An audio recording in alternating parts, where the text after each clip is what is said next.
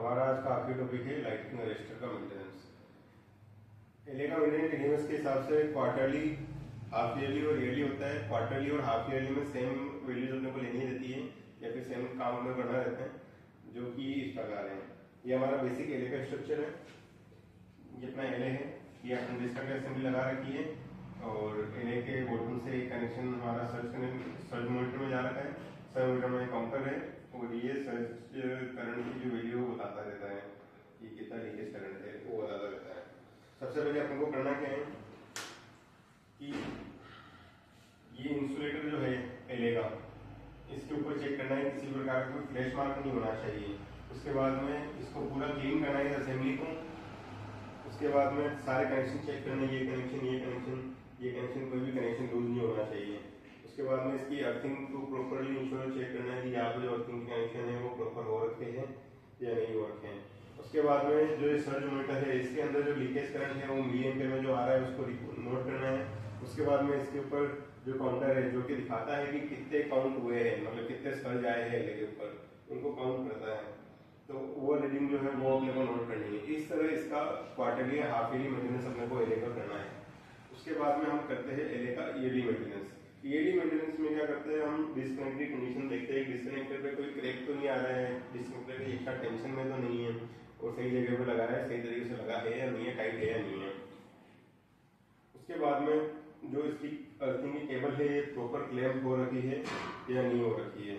उसके बाद में हम एलए की मेजरिंग करते हैं। मेजरिंग क्या है, ये सिंगल स्टेक एलए है हमारा, इसमें सिंगल स्टेक लगता है और जो एचवी साइड लगता है वो डबल स्टेक एलए लगता है। तो सिंगल स्टेक एलए में क्या करते हैं अपन, टॉप टू बॉटम में सिंगल वैल्यू लेते हैं। ये अपन 2.5 केवी के मेगर से लेते हैं और ये हमेशा 1 किलो ओम से ज्यादा होनी चाहिए। मतलब कि जो 42 केवी एलए है हमारा, इसकी जो मेजरिंग वैल्यू है वो 1 किलो ओम से ज्यादा होनी चाहिए। 2.5 केवी के मेगर से अपने को इसकी वैल्यू लेनी है। एलए के मेंटेनेंस में हमारा सबसे इंपॉर्टेंट रहता है थर्ड हार्मोनिक जो करंट है उसका मेजरमेंट। थर्ड जो एलए कंडीशनल बेस्ड मॉनिटरिंग जो कि अपना प्रिवेंटिव मेंटेनेंस का एक पार्ट है, इसमें सबसे इंपॉर्टेंट रहता है थर्ड हार्मोनिक करंट का मेजरमेंट करना, क्योंकि इसी के मेजरमेंट से अपने को पता चलता है कि एलए की कंडीशन कैसी है, वो हेल्दी है या नहीं है, उसको रिप्लेस करना है। अब जो लीकेज करंट होती है वो होती है आईटी टोटल लीकेज करंट। ठीक है, इसमें दो कंपोनेंट होते हैं, एक रजिस्टिव कंपोनेंट, एक कैपेसिटिव कंपोनेंट। ठीक है, जो रजिस्टिव कंपोनेंट होता है वो रजिस्टिव कंपोनेंट अपने को बताता है कि जो लीकेज करंट है उसमें रजिस्टिव पार्ट कितना है और ये रजिस्टिव पार्ट से ही अपने को मेजरमेंट, मतलब अपने को जो एलए रहता है उसकी हेल्थीनेस का पता चलता है। अब जो रजिस्टिव पार्ट कंपोनेंट होता है इसमें अलग अलग हार्मोनिक्स भी रहते हैं साथ में। अब हार्मोनिक्स में क्या है कि इवन हार्मोनिक्स होते हैं वो तो आपस में कैंसिल आउट हो जाते हैं और जो ऑड हार्मोनिक्स रहते हैं वो बचते हैं सर्किट में। जो ऑड हार्मोनिक रहते हैं उनमें भी थर्ड हार्मोनिक रहता है, उसका मैग्नीट्यूड सबसे ज्यादा होता है। तो यही मैग्नीट्यूड, हाई मैग्नीट्यूड वाली जो करंट रहती है वो अपने माइक्रो एम्प में आती है। तो ये काफी, मतलब कि काफी छोटी वैल्यू है जिसको मेजर करने के लिए अपने पास काफी डिवाइस रहती है। इस डिवाइस से अपन जो रजिस्टिव कंपोनेंट है उस रजिस्टिव कंपोनेंट का थर्ड हार्मोनिक कंपोनेंट लेते हैं और जो उस टाइम पे टेम्परेचर है उस टेम्परेचर के ऊपर जो उसकी करेक्टेड वैल्यू है वो corrected value I R corrected ये अपन मेजर करते हैं। ये आई आर करेक्टेड की जो वैल्यू है, अगर ये आई आर करेक्टेड की वैल्यू टेम्परेचर के हिसाब से जो करेक्टेड वैल्यू अपने पास आई वो अगर 350 से 500 माइक्रो एम के बीच है तो मतलब कि अपने को ये जो एलए है इसको बिल्कुल कंटिन्यूस मॉनिटरिंग में रखना है अपने को और बार बार इसकी मंथली या जब भी आप जाए तो इसका मेजरमेंट करना है। तो आपको देखना है कि ये बढ़ नहीं रही है और जैसे ही ये वैल्यू आपकी 500 माइक्रो एम से ऊपर चली जाती है तो आपको ये एलए को रिप्लेस करना है। इसमें कुछ नहीं होता, एक सिंपल सिस्टम होता है। एक करंट प्रोब होती है जो जो इसमें से जो लीकेज करंट है उसको मॉनिटर करती है। फील्ड प्रोब होती है जो कि इसके वोल्टेज, इसके अंदर वोल्टेज, मतलब कि वोल्टेज इंजेक्ट कराती है और इन दोनों के थ्रू जो हमारे पास जो वैल्यू आती है करेक्ट आई आर करेक्टेड की वो वैल्यू अपने को लेनी देती है। ये हम आपको अभी फील्ड में लेके दिखाएंगे और जो वैल्यू आएगी वो भी आपको मेजर करके दिखाएंगे। एलए कहीं सिंगल स्टेक होते हैं, कभी डबल स्टेक होते हैं। हमारे स्पेस में सिंगल स्टेक एलए यूज में आते हैं। जैसे कि ये एलए लगा हुआ है, इसके टॉप और बॉटम दोनों टर्मिनल पे अपन इसका पॉजिटिव नेगेटिव मेगर का क्लेम लगाने के बाद में इसके कनेक्शन करेंगे, इसको टेस्टिंग करेंगे। हम इसकी टेस्टिंग अभी 2.5 kV पे कर रहे हैं। अभी जो रेड कलर का टर्मिनल है ये हमने उसके टॉप पे लगा दिया है और जो ब्लैक कलर का है उसके बॉटम पे लगा दिया है। अभी हम टेस्टिंग स्टार्ट करेंगे। और ये हमारे एलए की मेगर आई है टॉप टू बॉटम, पूरे स्टेक की मेगर आया है 53.41 गीगा ओम। हमारा एलए से पता चलता है हमारा एलए हेल्दी है। एक है उसके इंसुलेशन पेड लगे रहते हैं नीचे की तरफ 3। इन तीनों के इंसुलेशन पेड का प्रॉपर इंसुलेशन है, ये इंश्योर करने के लिए उनके इंसुलेशन पेड की मेजरिंग भी करते हैं, जो कि हम 500 वोल्ट से करते हैं। हमने एक केबल लगा दी है इंसुलेशन पेड के ऊपर और एक केबल यहाँ पे अर्थिंग के साथ कनेक्ट कर दी है, मतलब एलए के बॉटम पे और अर्थिंग पे, तो इससे हमें इंसुलेशन पेड की मेजरिंग मिल जाएगी। अब हम मेजरिंग स्टार्ट कर रहे हैं।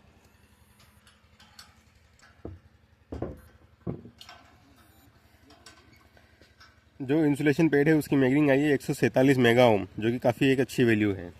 इससे हमें पता चलता है हमारा इंसुलेशन पेड है वो हेल्दी कंडीशन में। THRC टेस्ट करेंगे। THRC मतलब थर्ड हार्मोनिक कंपोनेंट। इस टेस्ट में हम करते हैं एक, ये करंट प्रोब है हमारे डिवाइस का और ये फील्ड प्रोब है। ये करंट प्रोब को एलए की सेकेंडरी की जो केबल आ रही है ऊपर से काउंटर के अंदर उसके अंदर लगाते हैं और ये फील्ड प्रोब लेके खड़े रहते हैं और उसके बाद में इसके अंदर हम टेस्ट इनिशिएट करते हैं। जैसे इसका हमने टेस्ट इनिशिएट करा,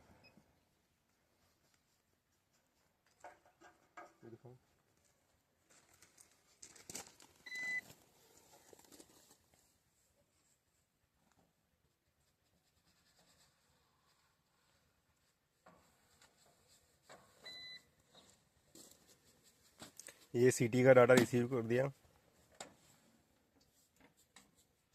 ये फील्ड प्रोब का डाटा आ गया और ये टोटल अपना आ गया। इसमें IR third harmonic resistive current third harmonic component आया 2 माइक्रो एम्पियर का और उसकी करेक्टिव वैल्यू है टेम्परेचर के हिसाब से 6 माइक्रो एम्पियर और ओवरऑल टोटल आई अपनी 962 माइक्रो एम्पियर। तो ये काफ़ी हेल्दी कंडीशन में है अपना एलए अभी, क्योंकि जब IR करेक्टिव की वैल्यू 350 से 500 माइक्रो एम्पियर के अंदर होती है तो इसको ऑब्जर्वेशन में लेना है और अगर 500 से अगर ज़्यादा इसकी वैल्यू होती है तो इसको चेंज कर देना है अपने को। अब हमारा नेक्स्ट टॉपिक है ऑक्सिलरी ट्रांसफार्मर। ये हमारा ऑक्सिलरी ट्रांसफार्मर बेसिक स्ट्रक्चर है। ये कंजर्वेटर टैंक है, सिलिकॉन जेल ब्लेडर है, ये इसकी एचपी बुशिंग है, ये इसका मेन टैंक है। मेन टैंक पे नंबर प्लेट लगी है, ये इसका चैम्पियन वॉल हो गया, टेप चेंजर हो गया, ये सेट का सेकेंडरी पार्ट है और ये एलयू बुशिंग की यहाँ पे कनेक्शन है। ये हमारी बेसिकली एक हुई, ठीक है। अब सबसे पहले हमें मेंटेनेंस में चेक करना है, मंथली मेंटेनेंस में, कि इसमें से स्ट्रक्चर में से किसी भी मतलब इस इक्विपमेंट में से कहीं से भी कोई भी ऑयल लीकेज होना चाहिए। कोई नट बोल्ट लूज है तो उसको टाइट कर ले, कोई बुशिंग लूज है तो उसको हल्का सा टाइट करके देखे, ज़्यादा जोड़ नहीं लगाएं। इस तरीके से इस पर देखना है कि कोई ऑयल लीकेज तो नहीं है। उसके बाद में सेकंड पॉइंट में अपने को क्या करना है कि इसका मेन टैंक, कंजर्वेटर टैंक, आसपास की बुशिंग और जो भी चीज़ें हैं इनको कपड़े से अच्छे से क्लीन करना है, किसी भी प्रकार का डस्ट नहीं होना चाहिए। उसके बाद में condition silicon gel condition check करनी है, ये पिंक तो नहीं हो गया है, अगर पिंक हो गया है तो इसको रिप्लेस करना है ब्लू से। और तो इसका जो कप लगा है, कप के अंदर ऑयल का लेवल देखना है कि ऑयल बराबर लेवल में है या नहीं है। उसके बाद में अपने को AC साइड के कनेक्शन टाइटनेस इंश्योर करनी है और AC side connection tightness ensure करनी है कि कनेक्शन बराबर है कि नहीं और यहाँ पे अर्थिंग प्रॉपर हो रखी है या नहीं हो रखी है। उसके बाद में कंजर्वेटर के अंदर अपन ऑयल का लेवल देखेंगे, ये हमेशा 1/3 से ज़्यादा होना चाहिए। कंजर्वेटर में मतलब कि यहाँ पे मार्किंग रहती है मिनिमम मैक्सिमम मीडियम, जो मिनिमम मार्किंग होती है वो 1/3 की रहती है। तो कंजर्वेटर के 1/3 से हमेशा मिनिमम से ज़्यादा ऑयल होना चाहिए, मतलब मीडियम में ऑयल रखे इसको सफिशिएंट रहेगा। उसके बाद में DFU की कंडीशन देखेंगे, जो कोई DFU लगा है उसमें कहीं पे स्पार्किंग के कोई निशान तो नहीं हो रखे हैं, कहीं कोई मेल्टिंग तो नहीं हो रखी है, इन चीज़ों को अपने को चेक करना है। उसके बाद में अपने को क्वेश्चन बोर्ड देखना है, क्वेश्चन बोर्ड जो पेटी का मार्क्स में क्वेश्चन बोर्ड लगा है या नहीं है। और एक एंटी क्लैम्पिंग डिवाइस का पॉइंट है वो यार्ड में काम आता है, जैसे काम आता है सकते हैं। इस तरह अपना ये जो मंथली मेंटेनेंस है AT का, ये हमारा मंथली मेंटेनेंस कंप्लीट होता है।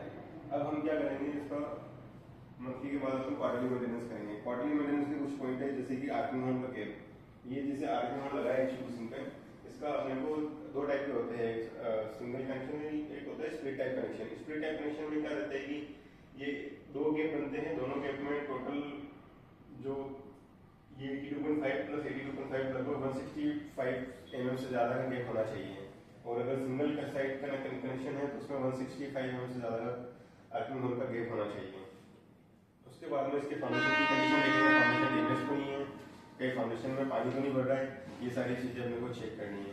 उसके बाद में इसकी जो अर्थिंग की कनेक्शन है, यहाँ पर सेकेंडरी में जो अर्थिंग हो रही थी या फिर बॉडी की स्ट्रक्चर का और इक्विपमेंट का जो अर्थिंग है और नीचे जो अर्थिंग हो रही थी, वो सारी अर्थिंग की कनेक्शन चेक करनी है कि अर्थिंग कनेक्शन कैसे है, अच्छे से हो रखे हैं या नहीं हो रखे हैं।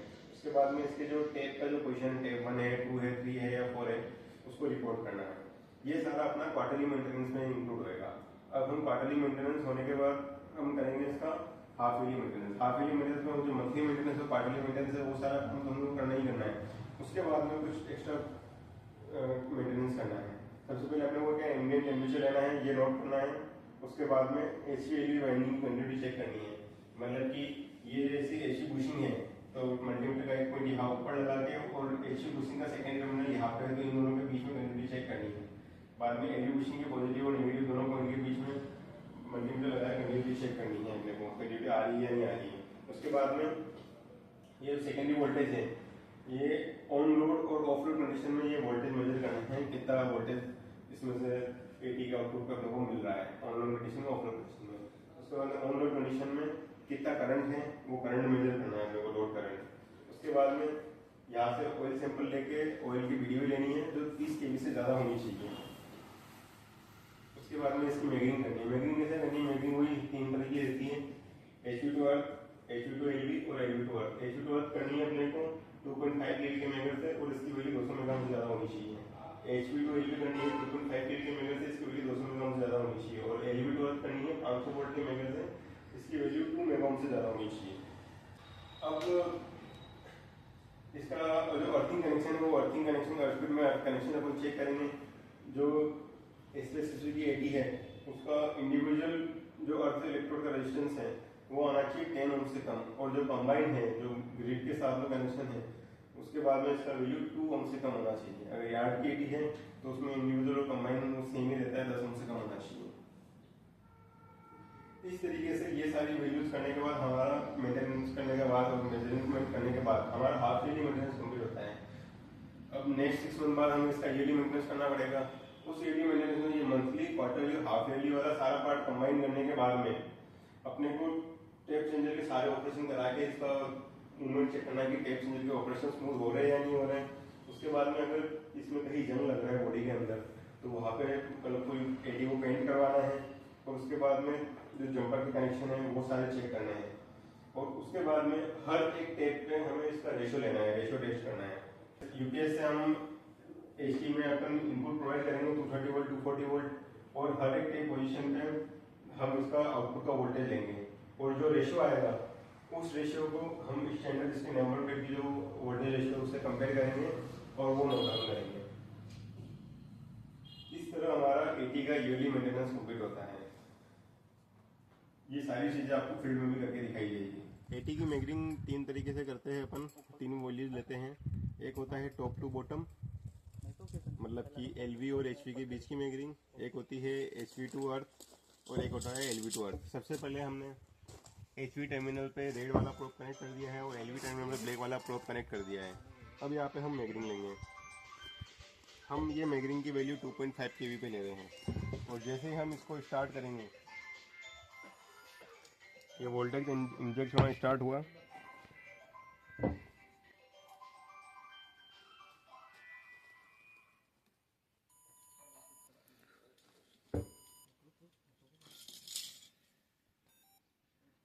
और ये हमारी वैल्यू आई 77 giga ohm HV to LV की। अब हम इसकी HV टू अर्थ की मेजरिंग करेंगे। HV टू अर्थ मेजरिंग करने के लिए हमने इसका रेड वाला पोर्ट है वो HV पे कनेक्ट कर दिया है और जो ब्लैक वाला मेजर का पोर्ट है वो LV पे कनेक्ट कर दिया है। हम इसकी 2.5 kV पे इसकी मेजरिंग करेंगे। अब इसकी जैसे अपन मेजरिंग स्टार्ट करते हैं, ये हमने वोल्टेज इंजेक्ट करवाया।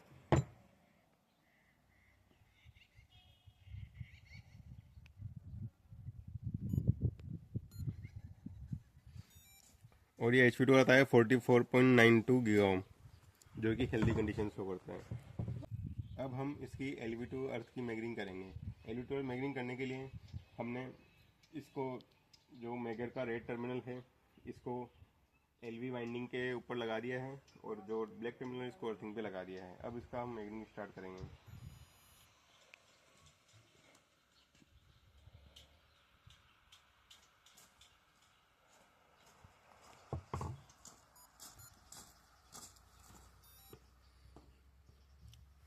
इसकी मेगरिंग आई है 32.44 गीगा ओम। तीनों की मेगरिंग वैल्यू उसकी 80 की हमारी मेगरिंग की वैल्यू सही है। इससे ये समझ में आता है कि हमारी 80 हेल्दी है। अब हम करेंगे 80 का वोल्टेज रेशियो टेस्ट। ये हमारी 10 kV की 80 है, इस पे में लगती है। इसका हमें रेशियो टेस्ट करना है। रेशियो टेस्ट एक्चुअली करा जाता है कि इसके आउटपुट में कितना एरर है। अपन इनपुट में यहाँ से 240 वोल्ट ऐसे देंगे और उसके बाद में यहाँ पे सेकेंडरी में जो भी आउटपुट वोल्टेज रहेगा उसका इनपुट वोल्टेज और आउटपुट वोल्टेज का रेशियो निकालेंगे। और जो इसका रेशियो जो फर्म द्वारा बताया गया है कि स्टैंडर्ड इसका इतना रेशियो होना चाहिए, उस रेशियो से इसके जो अभी प्रैक्टिकल जो रेशियो आ रहा है उसमें कितना वेरिएशन है, ये हम अभी मेजर करेंगे रेशियो टेस्ट के थ्रू। सबसे पहले एचवी साइड में हमने इसको सप्लाई दे दी है यूपीएस के थ्रू, और एलवी साइड में हमने ये इस केबल के थ्रू वायरिंग नीचे ले लिया। अब मल्टीमीटर से हम इनपुट और आउटपुट वोल्टेज चेक करेंगे। सबसे पहले इनपुट वोल्टेज चेक करते हैं। हम पहले यूपीएस का आउटपुट वोल्टेज चेक कर लेते हैं, जो कि 80 का इनपुट वोल्टेज रहेगा। यह आ रहा है 237.8 वोल्ट। ठीक है, और अब हम इसका आउटपुट वोल्टेज चेक करते हैं।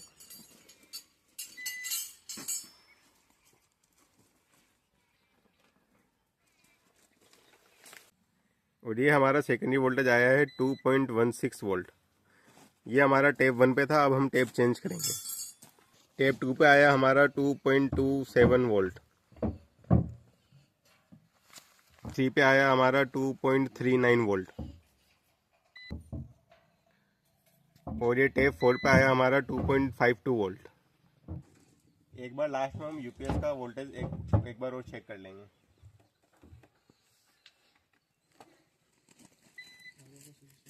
To 36.7 volt.